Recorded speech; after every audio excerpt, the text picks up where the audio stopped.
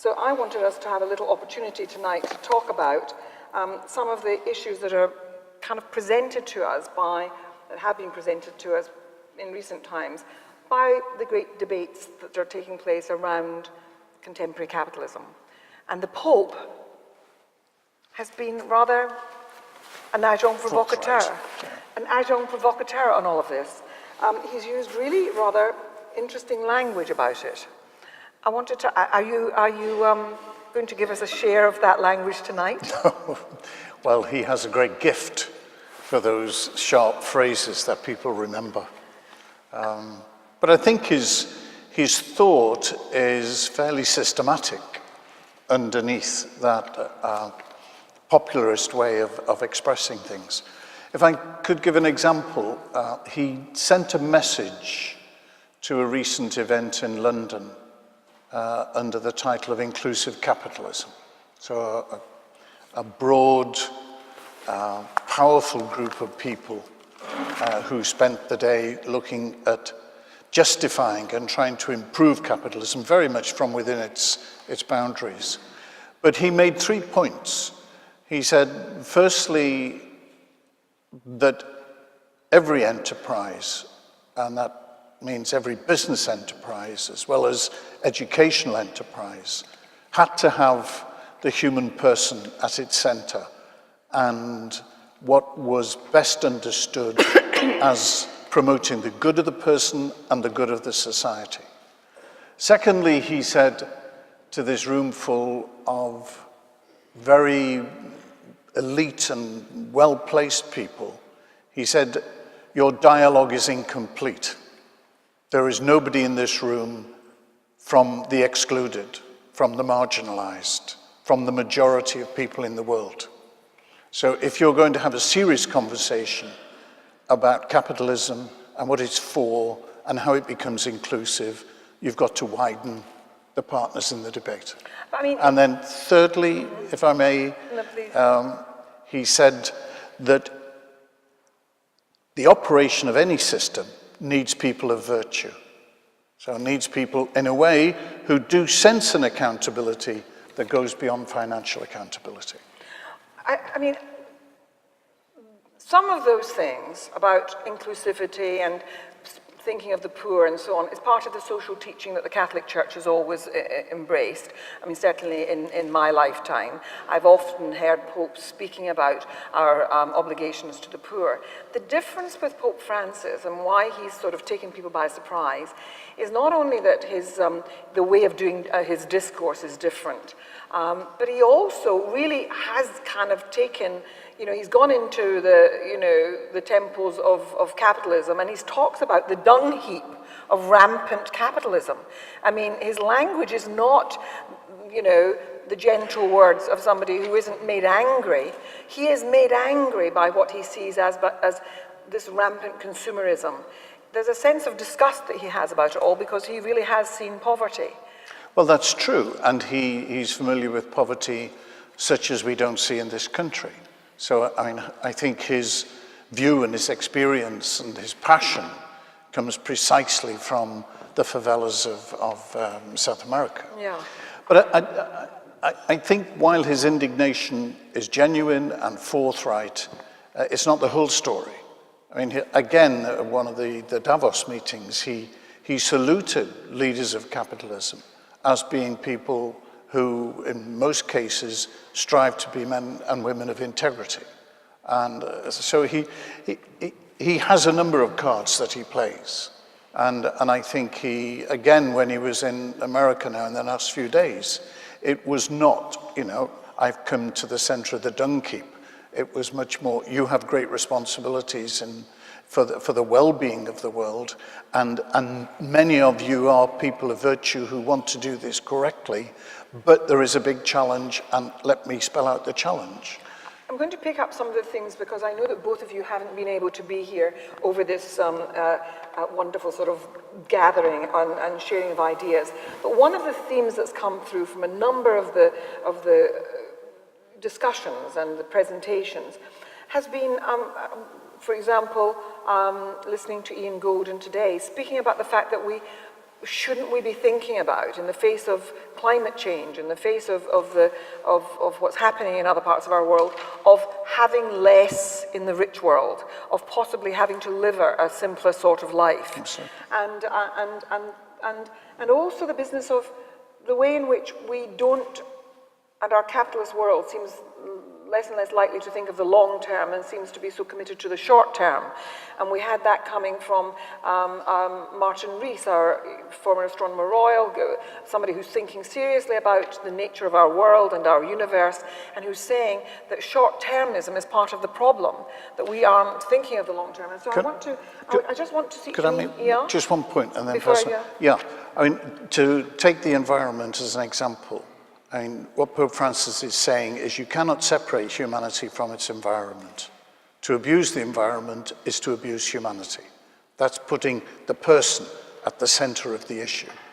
And then, if I may, my various conversations with Vittorio have always centered on short-term and long-term, and I think what he has to say is very important. I mean, you would make a distinction between those businesses which are, by their very nature, short-term, and those which you would think yours was, which was one that inevitably has to think longer-term because of the nature of the relationships that you depend upon in order to function well as a business.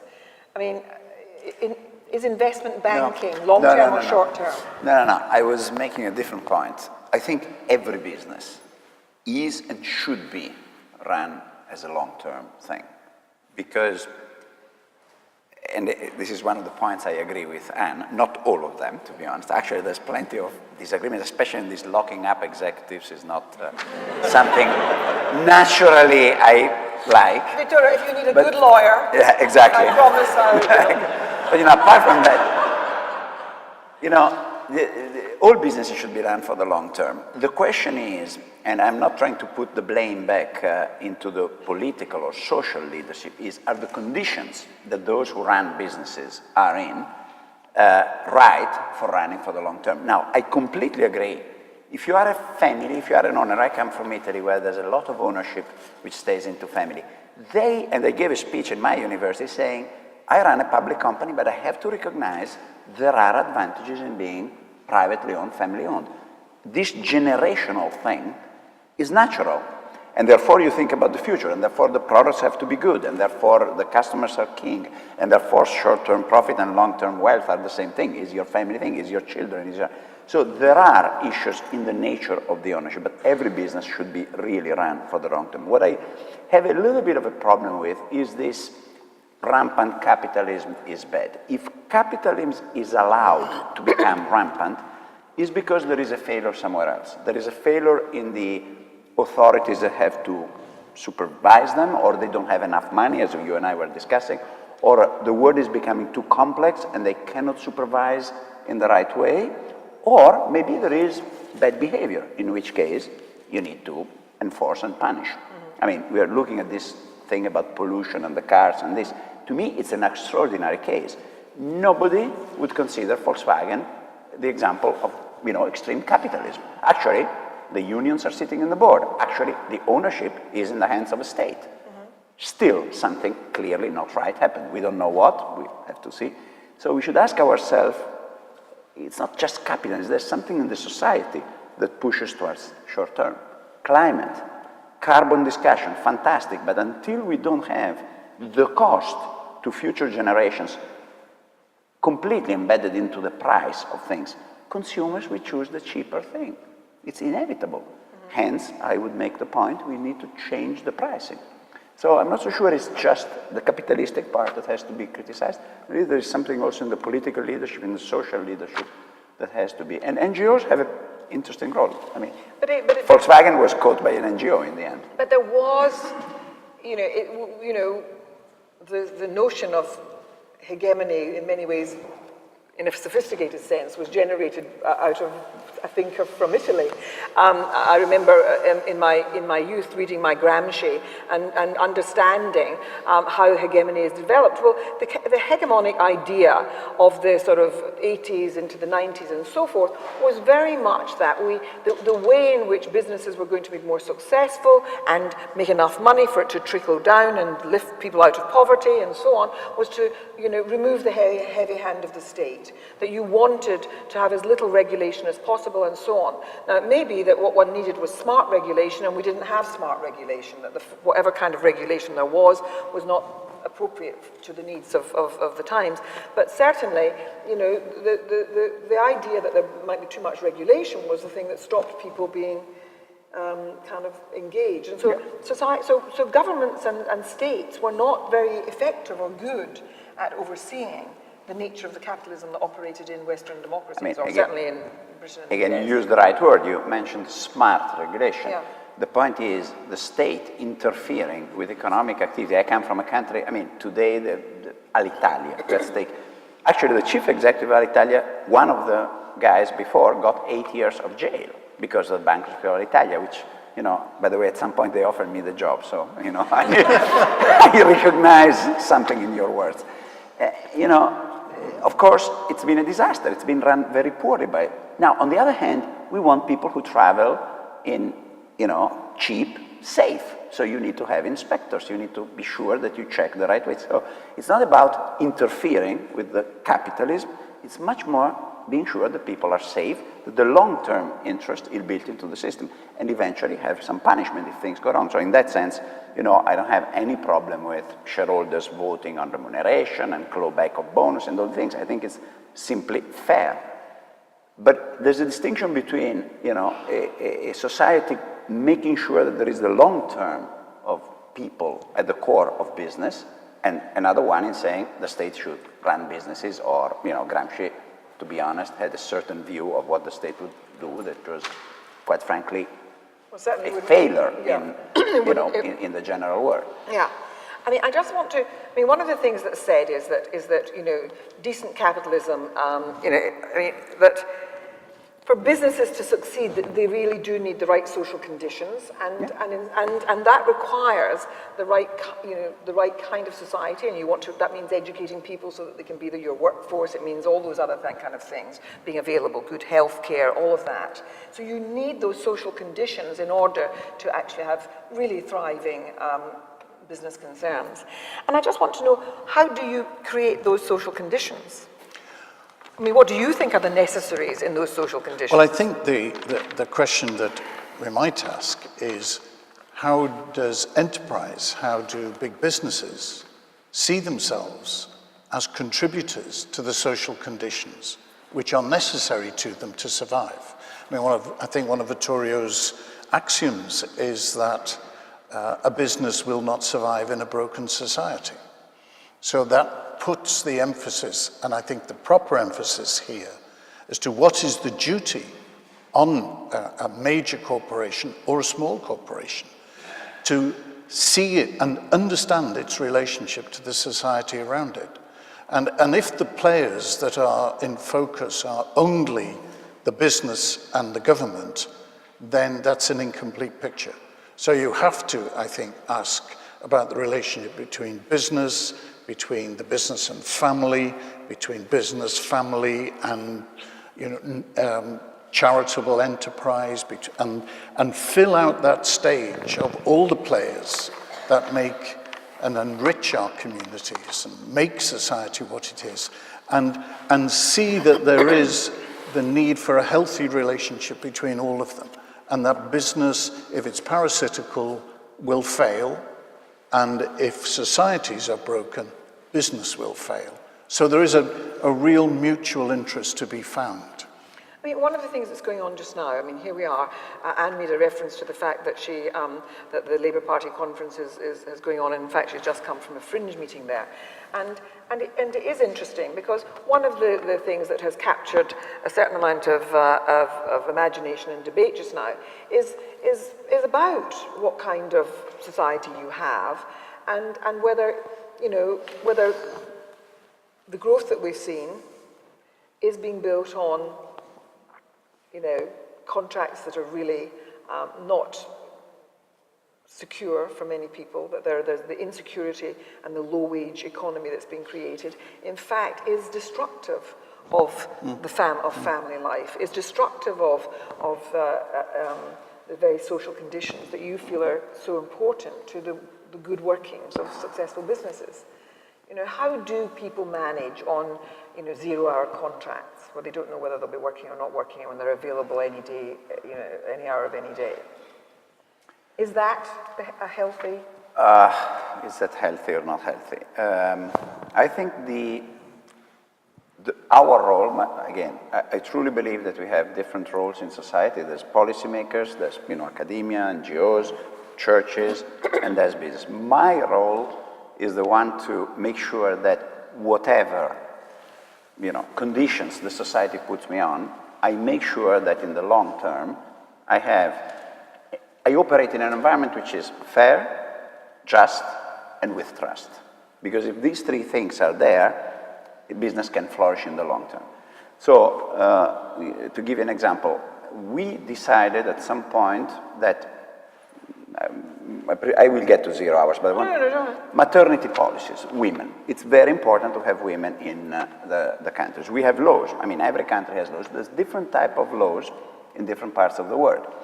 And, you might argue that one is better than the other, you like or you don't like. At some point, as Vodafone, we decide we're going to have a global maternity policy. Now, I had some pushback because I had countries saying, I don't need it, I can find all the women I want. I mean, there's no employment, why do I care?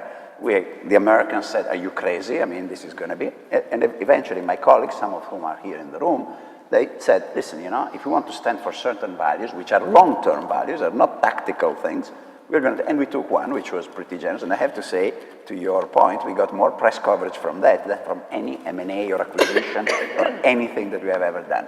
Now, that to me is a reaction that as a business I can have to certain conditions. Now, getting to the wages on, I recognize that there is a need to stay more with the family, that, technology is great, is helping a lot to increase productivity, but of course there is a cost in the family. Then you get more flexible working solutions, or part-time, or whatever, remote working, or I remember, I still remember when we debated in Vodafone 20 years ago whether we should allow half an hour flexibility in coming in the morning. Now, of course, it's a different world. So we need to, we cannot fight the trend. You can say, oh, it's bad, we should really, have a different policy, but the world keeps moving, and you will never convince the Indians or the Africans that they're not entitled to a certain type of, progression in life. So shall we fight the trend of the world? Progress. It's not my job to fight the trend of progress. It's my job to make sure that if a trend has some negative conditions, we should mitigate them. We should work to make sure that fairness, justice, and trust go. Education, same thing. In certain countries, we sponsor education programs. Why? Well, because we think that without education, those countries will never get really in a nice state. In other countries, I don't need to do it.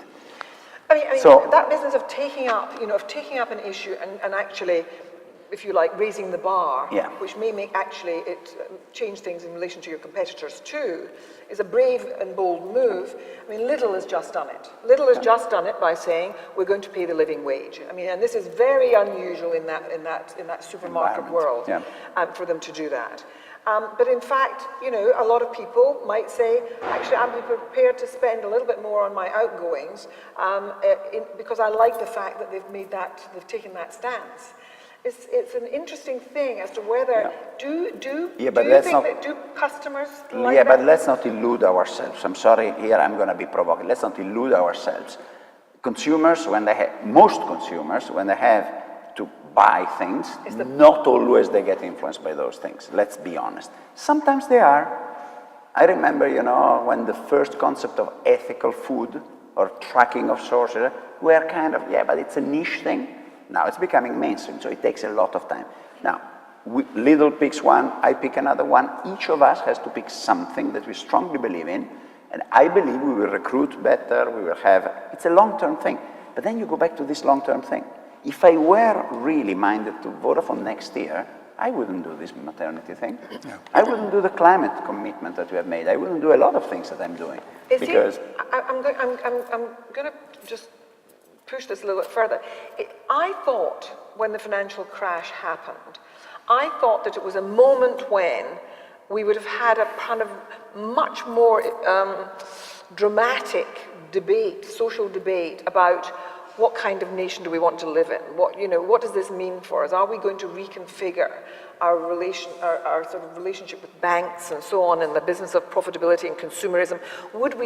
Do you think that has happened at all? Do you think there's certainly a flavor in the air, and I think that the Pope has picked up on something, and of people feeling that social justice matters. They don't want to live in unjust societies. They do care about the issues that we've been talking about, climate change and so forth, and the division between rich and poor. How real is it? Do you think it's real? Well, I don't think the debate has got off the ground yet at all. Well, in some places it got off the ground. In some places, it's been crystallized in business circles as to what is your sense of purpose. Can you be very clear about your sense of purpose as an enterprise? And there's an increasing number of people who will participate in that and try and make explicit a sense of purpose which goes beyond the profit motive, doesn't deny it, but goes well beyond it. And I think Vittorio's illustrated that in a number of ways. I wonder, and this is beyond my competence, but I wonder whether one of the key questions that we're still being made to face is the question of debt, and what is the role of debt in driving economies, and how that has significantly changed since the crash and since the rapid changes that are taking place in China. Well, I think, since the end of the war, since the 60s anyway, the economic boom and the age of prosperity that we've enjoyed in this country has actually been sustained by the capacity of states and big companies to sustain debt, and that's rapidly disappearing. And that is the real radical question. Are we prepared to live within our means? You're both leaders of large organizations with rather different pressures, and I just wanted to know, what are you going to do in your organization about making, people alert to some of those issues about us all having responsibility to other people, to the poor of the world? Well, you only have to look around to some extent. You mean the emptiness of churches, or are you being used for other purposes? No, I'm fascinated by this one, though. If you look around, every single statue has a book, I think, or a paper or something. Paper. Yeah. It is very, very much, a free church dissenters, Bible-based thing. Look at this. Yeah. This would terrify me as a Catholic, frankly. So what do we do? Well, as a church, I think what we constantly do, day by day, week by week, is push people's horizons, invite them to see life under a longer horizon, and therefore under a different set of values than the immediate. If there's a long-term organization around, it's the Catholic Church. Exactly. It's been there for a while, it'll be there for a while, but always, let me put it very personally. There was a priest in Westminster diocese when we were trying to be efficient, and so he was being asked to fill in all these forms about his parish because he was moving on and handing it on to somebody else. So he was asked to fill in sections that said, what is your sense of purpose? What are you trying to achieve? So I was sitting there with him, and he turned to me and I said, what do I put there? I said, come on, Seamus, work it out. What are you doing here? What are you trying to achieve? He said, well, I'm trying to get people to heaven. I said, well, write it down. I said, that's great, because there's no bottom line.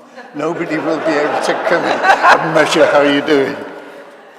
But you and I met when at St. Paul's Cathedral, when there had been all those demonstrations on the front steps, and there were meetings that you were involved with people from the City of London and the bankers and so on.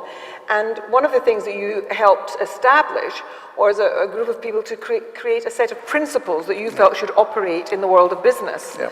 Do you think, though, we had a discussion earlier on today about human rights in the business world, and some people poo-pooed the idea of principles working in any circumstance of business, that you needed something much more hard-nosed. Do you think principles work? Well, I think they have to be made to work, and I think what you're referring to is an initiative called a Blueprint for Better Business. I think it is gaining some traction. But what is very important is that it is not a supervisory mechanism. Regulation and supervision always deals with the last problem, never with the next problem. But this attempts to challenge people to say what the overall sense of purpose is, what are the values that drive that purpose, and how do those values and that sense of purpose rinse all the way through an organization. I have to try and do it within the diocese, within the Catholic Church, always refreshing that sense of fundamental purpose, not letting ourselves get too distracted, and then trying to find how that overall sense of purpose gets expressed concretely.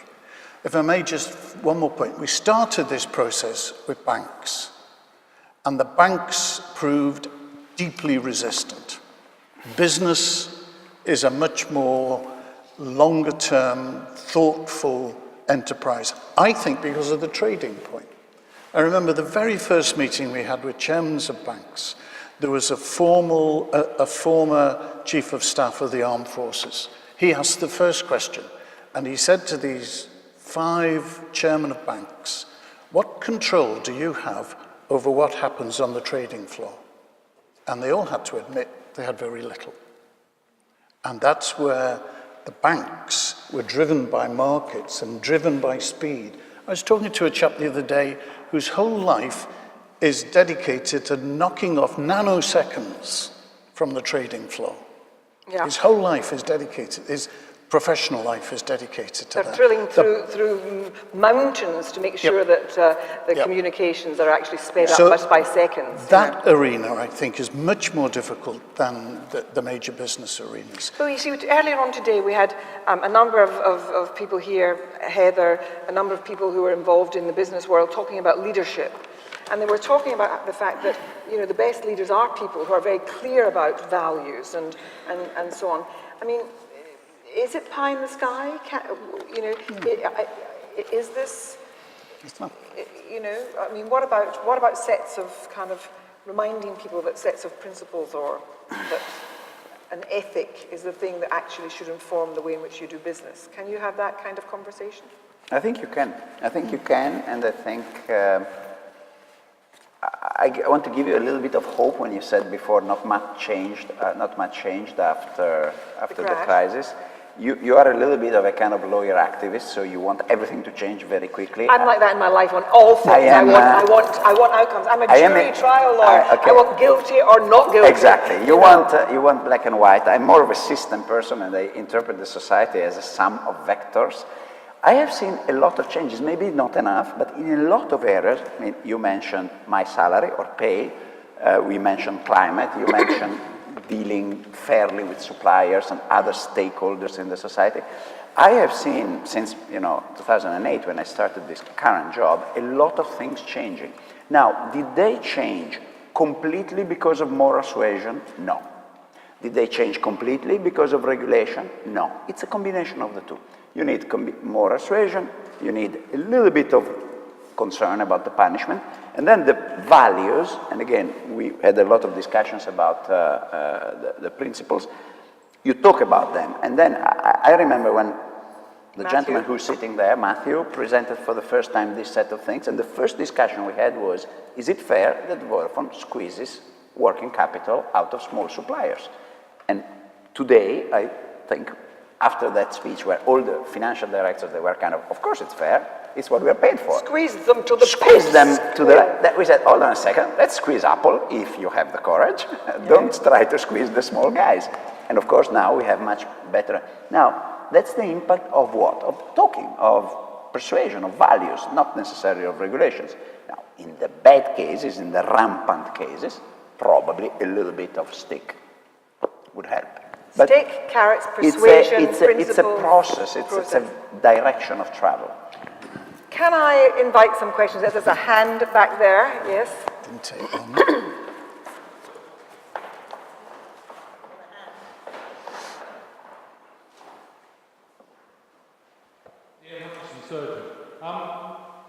When you were talking about society and businesses, I immediately thought of the Quakers, I thought of the Cadburys, I thought of Rowntree, I thought of Port Sunlight.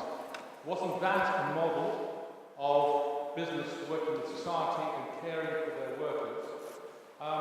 And the second point is the National Health Service doesn't care for its workers now, or can't care for its workers now, because it's sold off all the nurses' homes, all the hospitals have sold them off. There's no accommodation for the staff. We're moving towards a position where we won't be able to employ cleaners, nurses, lower paid people in the NHS because there's no accommodation for them close to the hospital. They have to travel 2 hours to get from where they can afford to live. So, how did the Quakers get it right?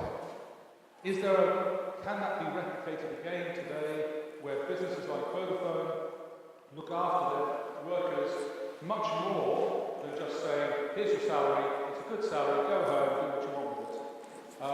They get a holistic, loving, caring relationship with their workers. Well, there's a challenge. Let's have a few more. Hands, yes, please. Down here at the front, please. Hi there, I'm Marianne Talbot. Many years ago now, I used to chair something called the National Forums of Values in Education and the Community, and our job was to get the values into the national curriculum.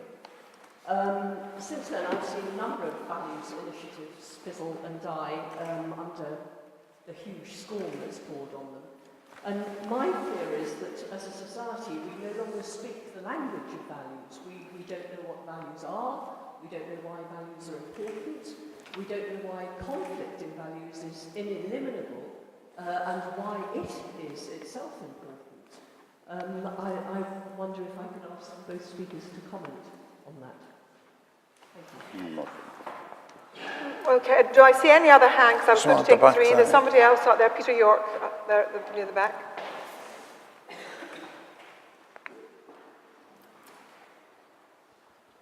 It was fascinating to hear Anne Richards describe the ideal company and the origins of it. Could you stand up and hold it to your mouth, yeah? It was fascinating to hear about the origins of the company and the notional ways in which companies work and the notional ways in which they are owned. But in the world of Flash Boys, and I'm sure everybody here has read Flash Boys, when the Anglosphere is incredibly and uniquely financialised, businesses are twisted out of shape by the relationship with financial entities. We call it the city, whatever it is. Every decision is twisted out of shape by that extreme relationship. And it's getting very, very much worse. Okay. Well, there's three interesting things. One, let's talk about the business of the workforce. I mean, that kind of 19th century or paternalism of the company owner who's responsible like a paterfamilias for his workers and so on. How do you replicate that into the 21st century when we recognize the importance of individuals running their lives the way they want to, but at the same time really having businesses take much more account of the needs of workers? Well, I think the immediate word that came to my mind was that the Quaker thing was wonderful at its time. It was very paternalistic.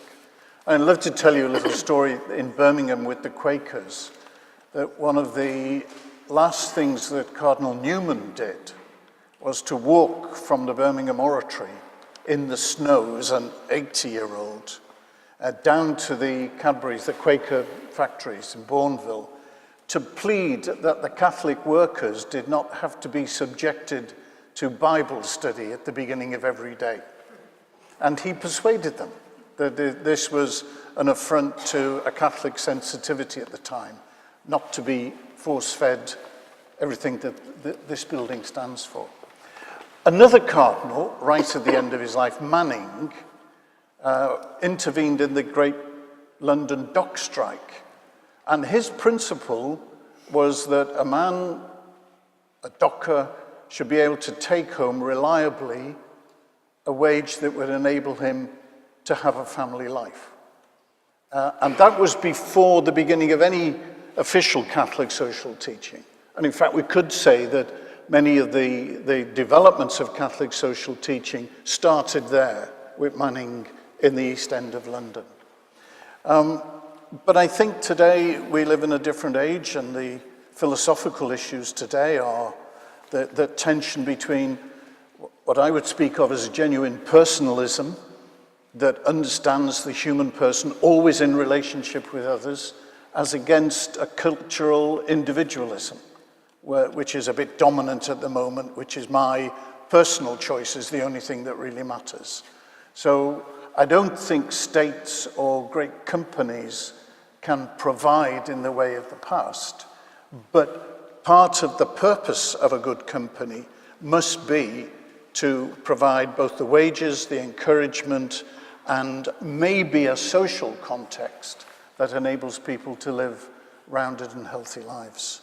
I think we see that in some of the big companies where they provide social amenities or sporting facilities. Those sort of enrichments of individual life, I think, are a valid and important contribution. Now Peter, I'm going to come to your values thing as the final thing, but Peter York was just raising that thing where he feels that, we're really not giving enough recognition to the fact that that you were saying that turbocharged capitalism is really that you can't just blame the folk who are in the business. You have to also look at the society that allows that to happen and hasn't sort of borne down on it.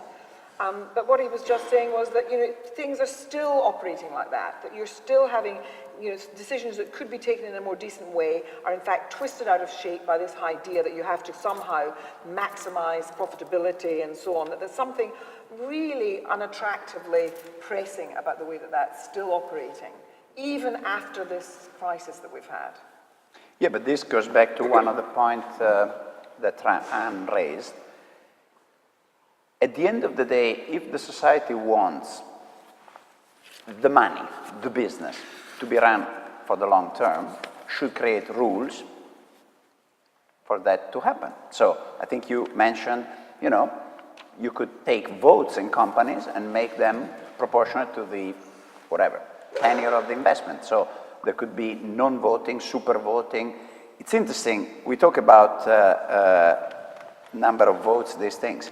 Some of the most innovative technology companies have super voting shares in the hands of the founders, exactly to be sure that they continue to be managed for the long term, possibly also because they don't want to be fired, but that's another story. Life has always a personal element in everything, no? And again, this is one of the things that is possible. You can give different taxation to the profits that are generated short-term versus long-term. Then you hit another problem, which is jurisdiction, because if only one place does this and the others don't follow, then it's very easy to go around. But I really believe that at the end of the day, good values, good people, but then there's a system around that you need to. I want to go back to the question about the time it takes to commute, these things. This is a super important topic, and I go one step further than the Cardinal. I would say it's our duty as businesses to say, for example, to a country like this one, good transportation, affordable transportation is essential.